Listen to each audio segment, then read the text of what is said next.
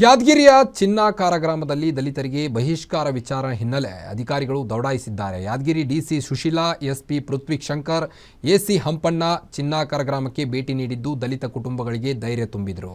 ವಿವಾದಿತ ಜಾಗವನ್ನು ಮತ್ತೊಮ್ಮೆ ಸರ್ವೆ ಮಾಡಿ ಮತ್ತೊಮ್ಮೆ ಪ್ರಸ್ತಾವನೆ ಸಲ್ಲಿಸಲು ಸೂಚನೆಯನ್ನು ನೀಡಲಾಗಿದ್ದು, ಚಿನ್ನಾಕಾರ ಗ್ರಾಮದ ಎಲ್ಲಾ ಸಮುದಾಯದ ಮುಖಂಡರ ಜೊತೆ ಅಧಿಕಾರಿಗಳು ಚರ್ಚೆ ನಡೆಸಿದರು.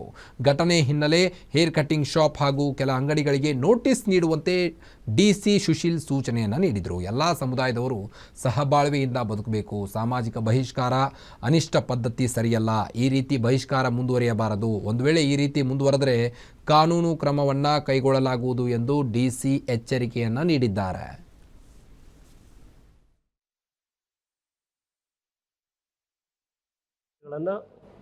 ಮುಂಜಾನೆ ದಿನ ಚಿನ್ನಕಾರ ಗ್ರಾಮಸ್ಥರು ಮಾನ್ಯ ಜಿಲ್ಲಾಧಿಕಾರಿಗಳಿಗೂ ಮತ್ತು ನಮಗೂ ಕರೆ ಮಾಡಿಬಿಟ್ಟು ಈ ರೀತಿ ಚಿನ್ನಕಾರ ಗ್ರಾಮದಲ್ಲಿ ಸಾಮಾಜಿಕ ಬಹಿಷ್ಕಾರ ಹಾಕಿದ್ದಾರೆ ಅಂತ ಹೇಳಿ ತಿಳಿಸಿ ಬಂದಿತ್ತು.